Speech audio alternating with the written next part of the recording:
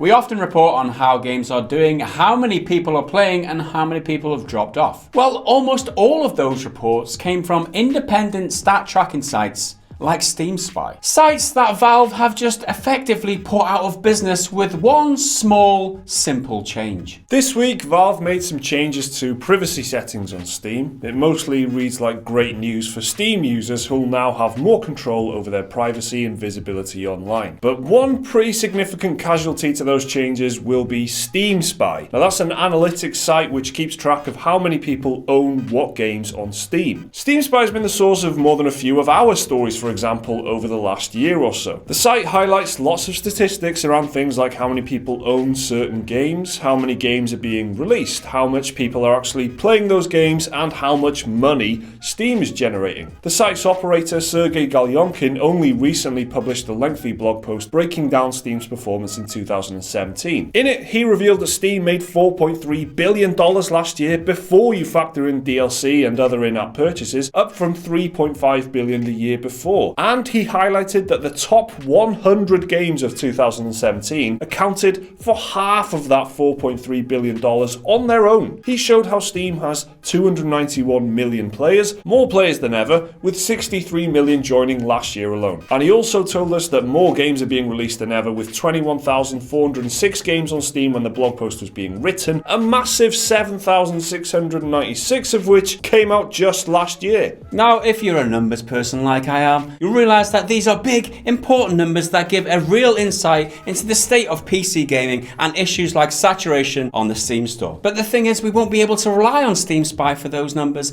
anymore. As part of its privacy changes, Valve has set each player's game library to be hidden by default rather than public. It's that one thing that Steam Spy relied on for all its data, and now users' libraries will not be visible or trackable without them manually going into settings and changing it. Breaking the news on Twitter, Galyonkin wrote, "Steam Spy relied on this information being visible by default and won't be able to operate anymore. So I'm out of a job and you Valve." I added with that. I mean, just on a personal basis, though, he's put a lot of work into it. It's a really nice He must be site. gutted, like pulling absolutely. the rug from under him within a blink of an eye. He didn't know about this beforehand. Yeah. It's just like one day you've got a job, the next day you're flat broke, living on the streets, and you've not got a penny to spare. Yeah. From what I can gather, this isn't his livelihood. From what I can tell, he does like a lot of other industry stuff. He's a developer and stuff. He's speaking at GDC and things like that. And he did, he's an industry figure as well as the guy who kind of runs this site. So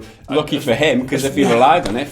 Yeah, but what a damn shame. Now, what makes this small but significant change a bit weird is the fact that Valve didn't actually highlight it in their blog post detailing their privacy changes. And it's a big loss for the industry given how much transparency Steam Spy was able to give us. It was the website that really quantified, for example, the major problems that Valve faces with such vast quantities of games arriving on the Steam store every day. Galyonkin says that all past stats and analysis will stay up on the site, but says that asking users to opt in by making their libraries public would not be good enough to keep it going accurately in the future. And as for any chance Steam Spy's loss might encourage more devs to volunteer their digital sales data themselves now, Galyonkin says Steam's contract with developers prohibits sharing information with third parties, and he believes any chance of Valve reversing these changes and allowing Steam Spy to operate once again is highly unlikely. So the site is effectively dead, is essentially dead, and this is just Steam Spy. There are multiple other sites out there that we haven't mentioned, but GitHub I use, it's quite a good one. Yeah.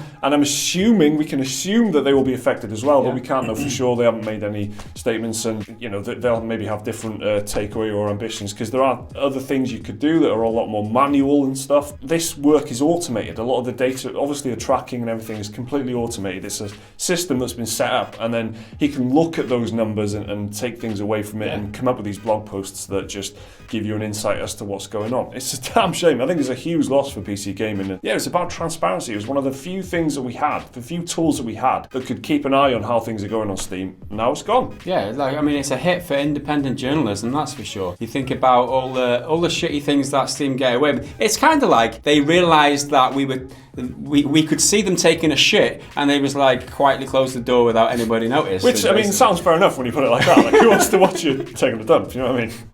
And obviously, we're not the only ones who use Steam Spy's stats and his analysis. Galyonkin? Vitaly? Sergey Galyonkin. Sorry, Sergey. Obviously, we're not the only ones who use Steam Spy as our sources and source of analysis and stuff. Vitaly Galyonkin, like I said, puts loads of... Sergey. You have to keep it in now, I've said it twice. Where's Vitaly come from?